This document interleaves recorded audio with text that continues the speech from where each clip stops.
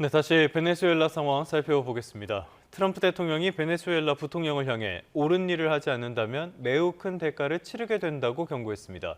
미국 뉴욕에 수감된 마두로 대통령은 곧 법정에 출석할 전망입니다. 자세한 내용 봉영식 연세대학교 개건 교수와 함께 이야기 나눠보도록 하겠습니다. 교수님 어서 오십시오. 안녕하십니까. 자, 저희가 마두로 대통령 이렇게 이야기는 많이 하고 있는데요. 일단은 마두로 대통령이 어떤 사람인지부터 한번 살펴볼까요?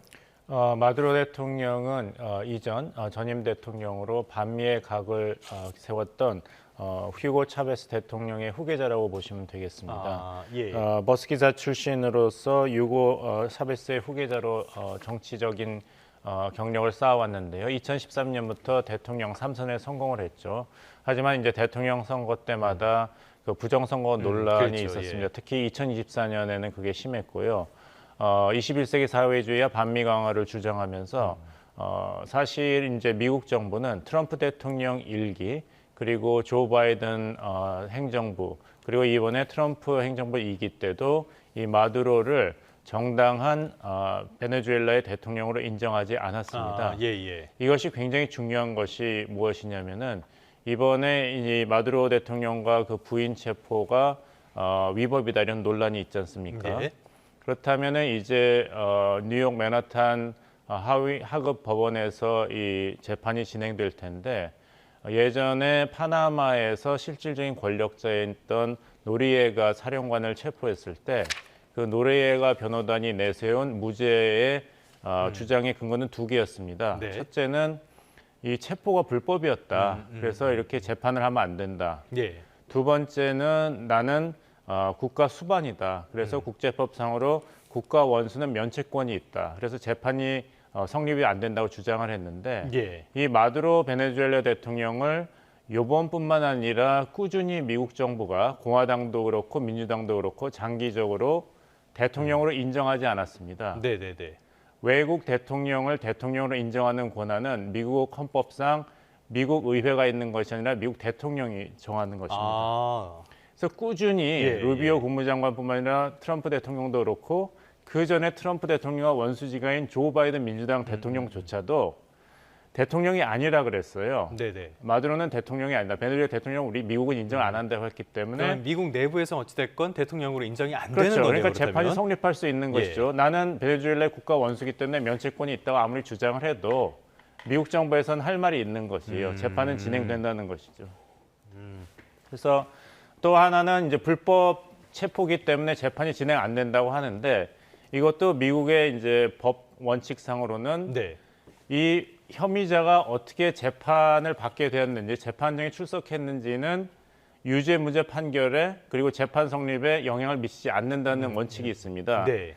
이것을 커 프리즈비 원칙이라고 하는데요. 피고인이 어떻게 법정에 오게 되었는지는 법원의 미국 법원의 재판 관할권과는 별개의 문제라는 것이에요. 네네네. 그래서 예전에 1989년, 90년에 파나마 노리에가 사령관이 체포돼서 법정에 섰을 때도 이 두 가지 변호인의 주장을 미국 법원이 기각했습니다. 그리고 재판이 진행됐죠. 예. 따라서 마두로 대통령과 그 부인이 미국 법 절차에 따라서 재판을 받을 가능성은 대단히 높다 말씀드리겠습니다. 알겠습니다. 13년 동안 철권 독재를 이어온 마두로 대통령이 이렇게 몰락하게 되는 것 같은데요. 저는 이 소식을 접하고 우파 독재자가 되려는 사람이 좌파 독재자를 타격했다라는 느낌도 들었거든요. 조금 전에 부인 말씀을 해주셨는데 부인은 또 왜 압송해 온 겁니까? 그 돈 세탁 그리고 자금 세탁에 처음에는 이제 차베스 정부 때는 변호인으로 일을 했는데 여기서 사실상이 이제 정치적 동반자가 된 것이기 때문에 이 혐의에서 벗어날 수가 없다. 검찰총장으로서의 역할이 있는데 이 돈 세탁, 마약 밀매에 깊이 관여를 했기 때문에 같이 이제 체포가 된 것이죠. 알겠습니다. 여러 가지 측면에서 베네수엘라를 타격을 한 것으로 보이는데요. 이번 작전을 보면요. 미국이 결행을 하고 딱 3시간 만에 베네수엘라가 무너졌어요. 치밀하게 준비를 한 것 같습니다. 예, 한 달 전부터 준비를 했다고 이제 트럼프 대통령이 나중에 밝혔죠. 예. 그래서 13년 동안 독재를 했는데도 이제 마두로 대통령이 부인과 같이 체포가 되었습니다. 하지만 문제는 지금부터죠. 아까 말씀드린 대로 아버지 부시의 행정부 때 마약과의 전쟁을 선포하고 그 다음에 마약 밀매의 핵심이었던 파나마 노리에가 그 사령관을 네네네. 체포하는 데는 성공했는데 사실 그때 체포에도 한 달 정도 시간이 걸렸습니다. 노리에가 사령관이 당장 체포된 건 아니고 그때 파나마 주재의 교황청 대사관에 몸을 숨겼습니다. 아, 네네네. 그래서 그 미 특수부대가 교황청 대사관을 한 달 동안 포위하고 너무너무 시끄러운 록 음악을 세 가지를 계속 반복해서 네. 튼 거예요. 심리전을 펼친 것이죠. 그래서 교황청 그 대사관에서 그것에 질려가지고 나중에는 만약에 미국 군인들이 대사관 관저로 들어온다 하더라도 우리는 노리에가 사령관을 보호해 줄 수는 없다는 입장을 표명한 다음에는 투항을 해서 이제 네네네. 미국으로 압송이 돼서 재판을 받았죠. 이번엔 3시간 만에 그 군사작전이 끝났습니다만 덴지 그 로드리게스 부통령이 갑자기 입장을 바꿔서 네. 미국과 협조하지 않고 마두로 대통령이 진정한 대통령이고 미국을 이런 군사 행동을 비판하는 입장을 냈지 않습니까? 예. 그만큼 지금 잔존하고 있는 그 석유 회사들과의 결탁한 지방 토우 세력 그리고 마약 밀매에 깊이 관여하고 있는 범죄 집단이 얼마나 베네수엘라 정부 뒤에서 막강한 영향력을 행사하고 있는지를 잘 네. 보여준다고 하겠죠. 조금 그래서 전에, 그거를 예. 안정화시키는데 파나마만 해도 미군이 2만 7천 명이 동원됐습니다. 우리 주한미군 규모랑 거의 비슷한 네네. 수준이죠. 근데 베네수엘라는 파나마와 비교해서 영토로 본다면 12배가 크고 인구로는 6배이기 때문에 예. 이런 베네수엘라의 마두로 대통령 부부 체포 이후에 안정화 작전에 얼마나 많은 미국군이 동원돼야 되는가. 남아메리카 지역 전체에 지금 포진되어 있는 미국군의 규모가 약 15,000명 정도인데 네. 그것을 다 동원한다 하더라도 베네수엘라, 파나마보다도 훨씬 더 크고 이런 마약 카르텔이라든지 오일 카르텔 세력이 더 막강하기 때문에 미군이 더 네네. 파병을 증원해야 되는 것이 아닌가 이런 우려가 특히 미국 의회에서 제기되고 있습니다. 알겠습니다. 미국 의회 승인도 받지 않았는데요. 조금 전에 베네수엘라 부통령 이야기를 해주셨는데 델시 로드리게스 여성 부통령이죠. 이분이 그 과도 정부의 어떤 담당자로 처음에 낙점했던 거라고 전해졌는데 지금은 트럼프 쪽의 그 발언 기조도 많이 바뀐 것 같아요. 그게 말씀하신 것처럼 뒤에 있던 어떤 세력들 이런 걸 견제하는 그런 차원이라고 봐야 되는 겁니까? 네, 저도 그렇게 보고 있습니다. 이제 트럼프 대통령 입장에서는 네. 가장 이상적인 시나리오는 소위 핀셋 작전을 해가지고 마두로 대통령 부부만 체포해서 미국의 이제 법 정의를 집행하는 것으로 사태가 끝나면 가장 이상적이겠죠. 예. 그 다음에는 미국의 정유 회사가 베네수엘라의 원유 사업에 좀 더 적극적으로 진출을 해서 경제를 통한 베네수엘라 정치의 안정화를 꾀한다면은 아까 말씀드린 대로 대규모의 미국군 투입이 필요하지 않은 상황이 나오겠죠. 미국으로서는 악몽이 제2의 이라크 전쟁, 아이시스, 아프가니스탄 전쟁, 17년, 20년 동안 미국이 군사적으로 개입하는 것이기 때문에 이런 식으로 핀셋 작전으로 끝나게 된다면 가장 이상적인데 그 델시 로드리게스 부통령의 발언을 보면 상황이 이렇게 녹록한 것 같지는 않습니다. 네네. 그렇다면 이제 대안으로서는 미국은 친미 정권을 빨리 수립하는 것을 시도하는 것인데 사실상 지난번 2024년에 마두로 대통령한테 패배한 에드먼드 곤잘레스 야당 후보를 다시 대통령으로 옹립하는 것이 대안이 될 수 있는데 그리고 노벨 평화상을 2025년에 수상한 민주투사 마리아 코리나 마치도도 그 후보자 중에 한 명입니다. 근데 그렇게 된다면 이제 정통성의 문제가 생기는 그렇겠네요. 것이죠. 예. 친미 정권이다 이렇게 될 테니까 미국의 개입이 계속될 가능성이 있습니다. 그래서 지금은 일단은 트럼프 대통령은 델시 로드리게스 부통령을 더 압박하는 마두로 대통령보다 더 큰 대가를 치를 수도 있다. 우리가 얘기했던 걸 그대로 지켜라는 압박 카드로 지금 나오고 있는 것으로 보이고 사회자님께서 아까 의회의 승인도 받지 않은 군사작전으로 체포되었다 하시는데 네. 트럼프 대통령과 마르코 루비오 국무장관은 할 말이 있습니다. 네. 전혀 헌법 위반이 아니다. 사실 사회자님께서 하신 질문을 미국 의회에서 민주당, 공화당 의원들이 제기를 했거든요. 네. 이렇게 군사작전을 할 때 의회 동의를 받지 않는 것은 헌법에서 전쟁 선포는 그리고 결정권이 의회에 있다는 것을 위반한 것이다 했는데 네.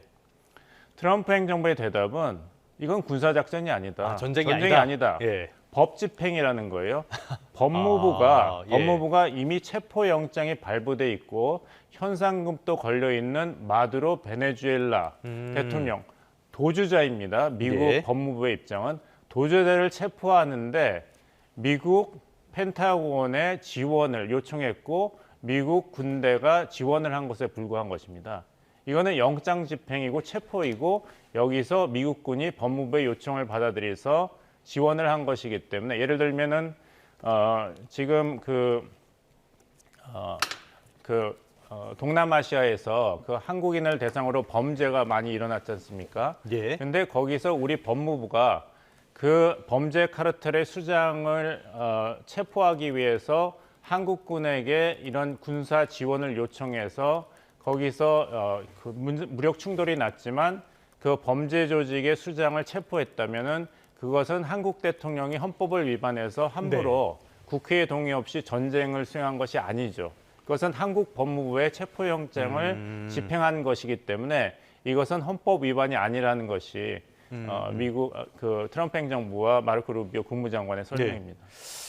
뭐 이해는 하겠는데 눈 가리고 아웅 같은 근데 생각이. 이것이 예. 이제 성립이 된 것이 예. 아까 말씀드린 대 아버지 부시 때 벌써 36년 전인데 파나마의 실질적인 권력 실세였던 노리에가 사령관을 체포하고 법 집행을 했을 때 이미 한번 다뤄졌던 문제이기 때문에 전례가 있다. 트럼프 예. 행정부로서는 그냥 힘을 사용해서 베네수엘라에 들어가서 마두로 대통령 부부를 체포한 것이 아니라 이렇게 법적으로 정당성을 확보할 수 있는 근거, 사례가 충분히 있기 때문에 감행한 것으로 보입니다. 알겠습니다. 자, 트럼프가 이 베네수엘라에서 이런 작전을 한 배경, 역시 계속 말씀해 주신 것처럼 마약을 꼽고 있는데요. 그거 외에도 기자회견을 하면서 석유 인프라라든지 이런 이야기도 여러 차례 했단 말이죠. 속내는 뭘까요? 여러 가지입니다. 예. 말씀드린 대로 이 마약 밀매를 근절해야 된다. 네. 왜냐하면 미국에서 약물 과다 복용으로 사망하는 희생자 숫자가 연 11만 명입니다. 그래서 만약에 트럼프 행정부가 미국을 다시 위대하게 만든다. 내가 미국민들을 안전하게 만들겠다고 약속을 한 걸 지키려면은 비단 외부로부터의 군사 위협과 침공에서 네. 미국 영토와 미국 국민들을 보호하는 것뿐만 아니라 이런 마약의 위협으로부터도 미국 국민을 보호해야 되는 것이죠. 네. 그래서 중국과의 관세 협상을 하거나 캐나다, 멕시코와 관세 협상을 할 때도 비단 무역 문제, 투자 문제만 다루는 것이 아니라 펜타닐, 마약 단속도 네. 굉장히 중요한 이슈로 그렇죠. 트럼프 행정부가 강조하고 있지 않습니까? 뭐 미국 사회에서 굉장히 큰 그렇습니다. 문제라고 하니까요. 베네수엘라는 펜타닐과는 그렇게 관계가 없지만 이제 코케인, 밀매의 근원이기 때문에 네. 이번에 마두로 정권을 축출하는 이유 중에 하나였고 두 번째는 말씀하신 석유입니다. 네. 트럼프 행정부의 글로벌 전략의 가장 중요한 목표가 중국 제어 아니겠습니까? 예. 그런데 베네수엘라 원유 수출의 가장 큰 수입국이 중국입니다. 55%에서 80%의 베네수엘라 원유 수출이 중국 시장으로 가기 때문에 네. 이 베네수엘라와 중국 간의 원유 거래의 끈을 끊어야만 중국에 대한 미국의 관세 압박이 효과를 네. 배가하게 되겠죠. 그리고 세 번째는 주변 국가들에 대한 메시지를 던지는 것입니다. 중국이랑 놀지 말아라 이런 겁니까? 예. 적당히 해라. 네. 한마디로. 베네수엘라 본보기를 보이는 것이죠. 그래서 쿠바한테도 메시지를 보이고 네. 지금 북한의 김정은 정권도 굉장히 긴장되어 있을 것입니다. 네네네. 왜냐하면 이제 참수작전 이런 얘기가 많이 나오는데 이런 식으로 한 국가의 대통령 부부를 침실해서 그러니까요. 그대로 3시간 만에 핀셋으로 짚은 것처럼 미국 본토의 법원에 세울 수 있다면은 네. 북한으로서도 평양 노동당 청사에 드론이 왔다는 것도 모르는 정도로 방공망과 정보망이 취약한 그렇죠. 것을 북한 정권 스스로가 알고 있는데 지금 네네. 긴장할 수밖에 없는 것이고 지난번 경주에서 만나자고 했을 때 만날 걸 그랬다. 이런 굉장히 긴장감이 고조되고 있을 것입니다. 알겠습니다. 또 하나를 꼽자면은 올해 중간 선거 미국의 트럼프 진영 쪽에서는 전망이 썩 좋지 않기 때문에 이런 걸 노린 것이 아니냐 이런 분석도 나오고 있는데요. 그런데 이렇게 하면은 아까도 말씀하셨던 것처럼 막대한 자원과 군이 투입될 가능성이 있고요. 소위 말하는 마가의 찐팬들은 오히려 안 좋아할 것 같은데요. 효과 있을까요? 그래서 지금 마르코 루비오 국무장관, 예. 그다음과 이제 합참의장이 뒤에 있고 트럼프 대통령이 설명을 했을 때, 그럼 앞으로 베네수엘라를 미국이 통치하겠다고 했는데 누가 합니까 했을 때 내 뒤에 있는 이 두 사람이 하겠다고 트럼프 대통령이 대답했지 않습니까? 예. 그걸 자세히 보신 시청자분들께서는 왜 J.D. 밴스 부통령이 보이지 않는가? 그 발언을 하지 않는가? 예, 예. 이렇게 말씀을 하셨을 거예요. J.D. 밴스 부통령이 여기에 의견을 피력하기가 굉장히 껄끄럽습니다. 왜냐하면 밴스 부통령은 소위 마가 세력 중에서 말씀하신 대로 미국은 외부 군사 개입을 자제해야 된다. 이번에 국가안보 전략 보고서에도 잘 나왔지만 더 이상 미국은 아틀라스처럼 전 지구를 어깨에 메고 책임지는 시대는 끝났다 얘기를 했거든요. 예. 다른 협력 국가들이 더 많은 책임을 져야 된다 얘기를 했는데 이렇게 베네수엘라에 가가지고 사실상 미국이 통치를 시작한다는 것은 이 마가 핵심 세력이 트럼프 행정부에 요구하는 외교 안보 전략에 정반대되는 그렇죠. 그런 경향이죠. 예. 그래서 그 세력의 지지가 필요한 지지를 받고 있는 J.D. 밴스 부통령이 이번에 그 베네수엘라 군사 작전은 잘한 것이라고 얘기하기는 굉장히 예. 껄끄러운 상황입니다. 그래서 11월에 중간 선거가 있는데 앞으로 정치적 안정화가 베네수엘라에서 그래도 문제없이 진행이 된다면 예. 이것이 트럼프 행정부와 공화당에게는 유리하겠지만 만에 하나라도 예상 밖으로 베네수엘라 군과 그 카르텔의 저항이 심하고 여기에서 가시적인 미국인 혹은 미국 석유 회사의 피해가 발생한다면 이것이 정치적 논란의 예. 소지가 되지 않겠습니까? 그렇다면 이게 중간 선거에서 공화당에게는 큰 타격이 될 것인데 그렇게 놔둘 것인가? 네네. 트럼프 대통령이 그것은 좀 두고 봐야겠습니다. 알겠습니다. 이 부분은 변수가 너무 많을 것 같습니다. 상황을 좀 지켜볼 수밖에 없을 것 같고요. 자, 이번 공격은 말씀하신 것처럼 미국에서 아니라고 하지만 국제법 위반 논란도 분명히 있고요. 안보리에서 긴급 회의를 개최할 예정이라고도 합니다. 그런데 안보리에서 긴급 회의를 개최한다고 해서 할 수 있는 게 어떤 게 있을까요? 변호사들은 예. 다 대답이 있습니다. 네. 그래서 이것이 국제법 위반이 아니라고 할 근거도 있다는 말씀을 드리겠습니다. 네. 국제법 위반이라는 것은 지금 나오고 있는 유엔 헌정 2조 사항입니다. 모든 회원국은 다른 회원국에 대한 무력 행사를 자제하고 주권을 존중해야 된다. 그런데 미국이 이 유엔 헌장 2조 사항을 위반했다는 것이죠. 네. 근데 아까 말씀드린 1989년, 90년 파나마의 침공에서 노르웨이가 사령관을 체포하고 미국 국내 재판에 회부했을 때도 이 문제가 제기됐는데 네. 미국의 입장은 법적인 논리는 미국은 자위권을 발동했다. 자위권 발동도 유엔 헌장에서 이야기하고 있는 그 권리입니다. 예. 회원국들의. 그래서 두 권리 조항이 충돌을 했는데 미국의 입장에서는 이건 자위권 발동이다는 것이고 다른 그 비판한 국가의 입장에서는 다른 회원국에 대해서는 무력 행사를 하지 않겠다는 유엔 헌장 2조 사항의 위반이라는데 예. 이렇게 법 논리가 충돌하고 있지만 결국에는 힘의 논리가 앞서기 때문에 미국으로서는 자신의 행동을 정당화할 수 있고 예. 그 다음에 이제 파나마 침공에서도 유엔 안보리가 소집이 되었고 미국의 입장을 비판하는 결의안 채택이 시도되었는데 미국이 이제 거부권을 가지고 있기 때문에 거부권을 행사함으로써 그게 불발이 됐습니다. 네네네. 이번에도 비슷한 사태 진행이 되지 않을까 생각합니다. 알겠습니다. 힘의 논리가 지배하는 세상이 다시 도래한 것 같습니다. 지금까지 봉용식 연세대학교 개건 교수와 함께 베네수엘라 상황에 대한 자세한 이야기 나눠봤습니다. 오늘 말씀 고맙습니다.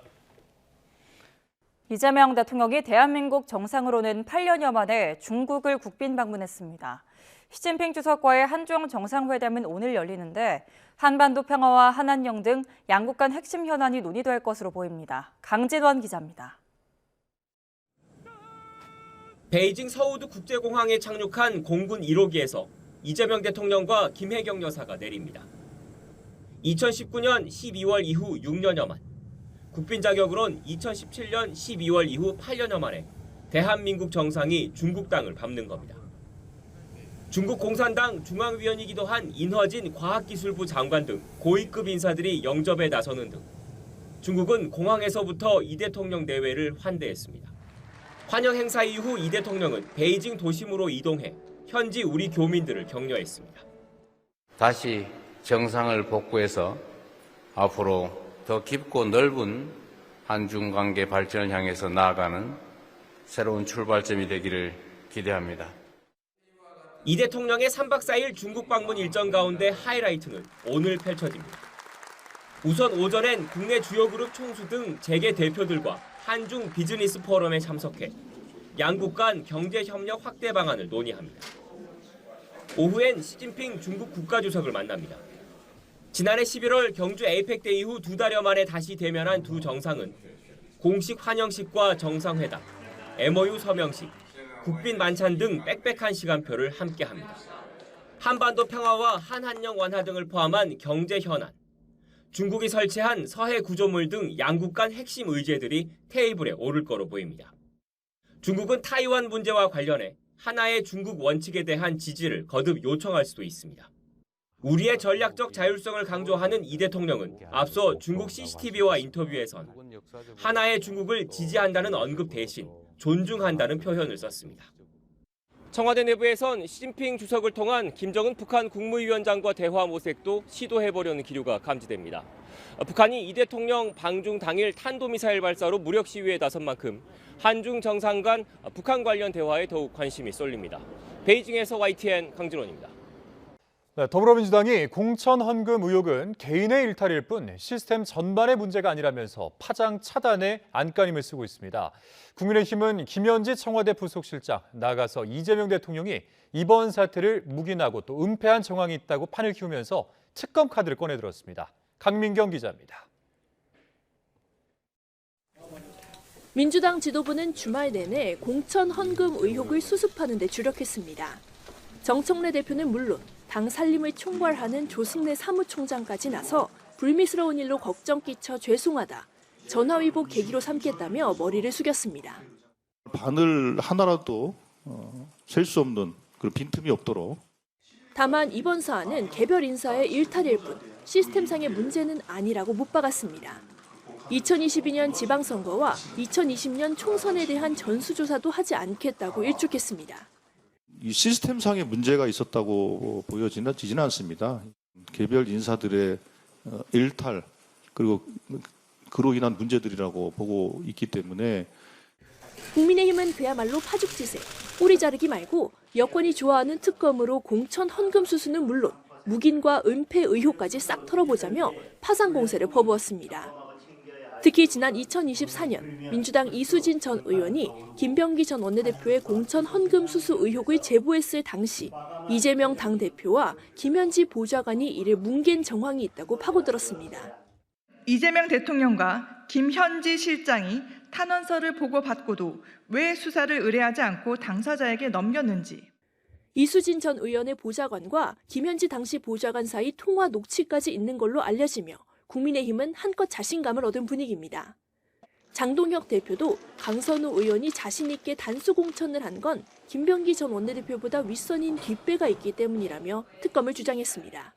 민주당은 특검은 고려하지 않는다고 단호히 선을 그었지만 우군인 조국혁신당마저 연일 경고 사인을 보내고 있습니다. 먼지 하나 없이 깨끗하게 털고 가십시오. 대통령의 국정 운영에 부담을 줄 수 있습니다. 여론도 경찰 수사도 어디로 튈지 모르는 상황에서 지방선거를 5개월 앞두고 터진 대형 악재에 민주당 불안감이 고조되고 있습니다. YTN 강민경입니다.